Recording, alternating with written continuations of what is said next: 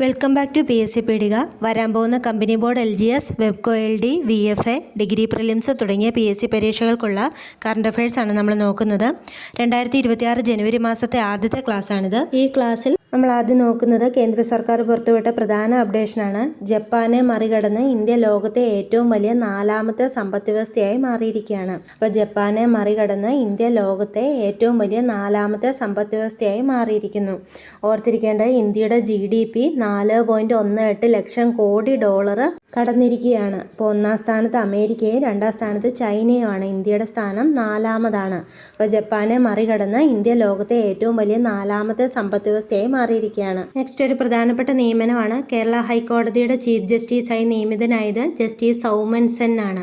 Justice Soumen Sen Kerala ഹൈക്കോടതിയുടെ chief ജസ്റ്റിസായി നിയമിതനായിരിക്കുകയാണ്. മുൻപത്തെ chief justice Nitin Madhukar ജാംദറിന്റെ കാലാവധി അവസാനിച്ചതിനെ തുടർന്നാണ് ജസ്റ്റിസ് സൗമൻ സെൻ നിയമിതനായിരിക്കുന്നത്. അടുത്തതൊരു നിയമനമാണ്. ഒഡീഷയുടെ ആദ്യ വനിതാ ചീഫ്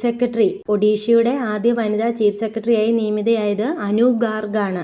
ഈ സ്ഥാനത്തെത്തുന്ന ആദ്യ വനിത കൂടിയാണ് അനു ഗാർഗ്. അപ്പോൾ ഒഡീഷയുടെ ആദ്യ വനിതാ ചീഫ് സെക്രട്ടറി ആയി നിയമിതയായത് അനു ഗാർഗ് ആണ്.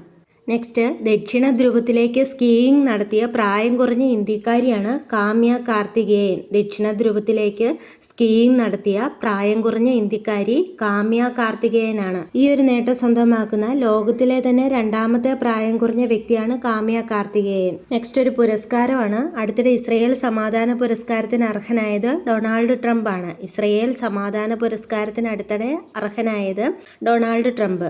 നമുക്കറിയാം, അമേരിക്കൻ പ്രസിഡന്റ് ആണ് ഡൊണാൾഡ് ട്രംപ്. സമാധാന നോബേൽ പ്രതീക്ഷിച്ച ട്രംപിന് 2 സമാധാന പുരസ്കാരങ്ങളാണ് ലഭിച്ചിരിക്കുന്നത്. ഫിഫ ആദ്യമായിട്ട് നൽകിയ സമാധാന പുരസ്കാരവും ഇസ്രയേലിന്റെ സമാധാന പുരസ്കാരത്തിന് അർഹനായതും ഡൊണാൾഡ് ട്രംപ് ആണ്.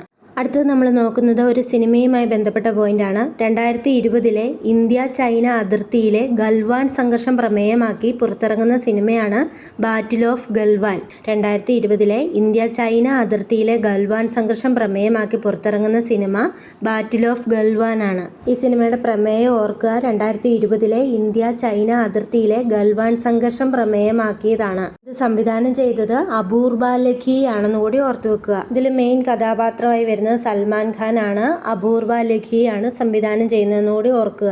അടുത്തത് നമ്മൾ നോക്കുന്ന സ്പോർട്സുമായി ബന്ധപ്പെട്ടതാണ്. അന്താരാഷ്ട്ര T20 ക്രിക്കറ്റിൽ ഒരു മത്സരത്തിൽ ഏറ്റവും കൂടുതൽ വിക്കറ്റ് നേടിയ താരം സോനം യശയാണ്.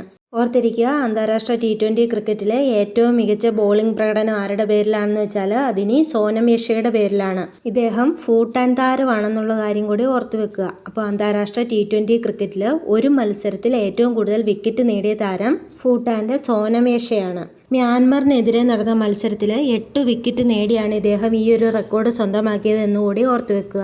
അടുത്തത് നമ്മൾ നോക്കുന്ന ക്രിക്കറ്റുമായി ബന്ധപ്പെട്ട കാര്യം തന്നെയാണ്. അതായത് അന്താരാഷ്ട്ര വനിതാ T20 ക്രിക്കറ്റിൽ ഏറ്റവും കൂടുതൽ വിക്കറ്റ് നേടിയത് ദീപ്തി ശർമ്മ. അപ്പോൾ നിലവിൽ അന്താരാഷ്ട്ര വനിതാ T20 ക്രിക്കറ്റിൽ ഏറ്റവും കൂടുതൽ വിക്കറ്റ് നേടിയത് ഇന്ത്യയുടെ ദീപ്തി ശർമ്മയാണ്. ഇവിടെ ഒരു കാര്യം കൂടി ഓർത്തു വെക്കുക. അന്താരാഷ്ട്ര വനിതാ T20 ക്രിക്കറ്റിൽ 150 വിക്കറ്റ് നേടുന്ന ആദ്യ ഇന്ത്യൻ വനിത ദീപ്തി ശർമ്മയാണ്. ഇനി നമ്മൾ നോക്കുന്ന പോയിന്റ് വേദനസംഹാരിയായ നിമേസുലൈഡ് 100 മില്ലിഗ്രാമിൽ കൂടുതൽ അടങ്ങിയ എല്ലാ മരുന്നുകളും കേന്ദ്രം നിരോധനം ഏർപ്പെടുത്തിയിരിക്കുകയാണ്. ഓർക്കുക, പെയിൻ കില്ലർ ആയിട്ടുള്ള വേദനസംഹാരിയായ നിമേസുലൈഡ് 100 മില്ലിഗ്രാമിൽ കൂടുതൽ അടങ്ങിയ എല്ലാ മരുന്നുകളും കേന്ദ്രം നിരോധനം ഏർപ്പെടുത്തി. മനുഷ്യന്റെ ആരോഗ്യത്തിന് ഹാനികരമാണ് എന്നുള്ളത് കൊണ്ടാണ് ഈ ഒരു മരുന്ന് കേന്ദ്രം നിരോധനം ഏർപ്പെടുത്തിയിരിക്കുന്നത്. അടുത്തത് നമ്മൾ നോക്കുന്നത് യൂറോ പ്രാബല്യത്തിൽ വരുന്ന 21ാമത് രാജ്യമാണ് ബൾഗേറിയ. യൂറോ പ്രാബല്യത്തിൽ വരുന്ന 21ാമത് രാജ്യം ബൾഗേറിയയാണ്. യൂറോപ്യൻ യൂണിയന്റെ ഔദ്യോഗിക കറൻസിയായ യൂറോ പ്രാബല്യത്തിൽ വരുന്ന 21ാമത്തെ രാജ്യമാണ് ബൾഗേറിയ. യൂറോപ്യൻ യൂണിയനിൽ അംഗമായിട്ടുള്ളത് 27 രാജ്യങ്ങളാണ്. അതിലെ 21ാമത്തെ രാജ്യമാണ് യൂറോ പ്രാബല്യത്തിൽ വരുന്ന 21ാമത്തെ രാജ്യമാണ് ബൾഗേറിയ.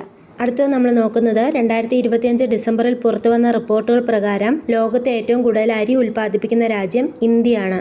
മുൻപ് ഈ സ്ഥാനത്തുണ്ടായിരുന്നത് ചൈനയാണ്. അപ്പോൾ ചൈനയെ മറികടന്ന് ഇന്ത്യ ലോകത്തെ ഏറ്റവും കൂടുതൽ അരി ഉൽപ്പാദിപ്പിക്കുന്ന രാജ്യമായിരിക്കുകയാണ്. ഇപ്പോൾ ചൈന സ്വാഭാവികമായിട്ട് 2ാം സ്ഥാനത്തേക്ക് മാറിയിരിക്കുകയാണ്.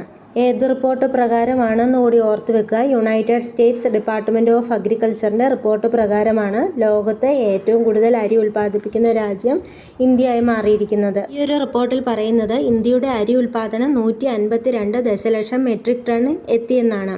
അതുപോലെ തന്നെ ചൈനയുടേത് 146 ദശലക്ഷം മെട്രിക് ടൺ ആയിരിക്കുകയാണ്.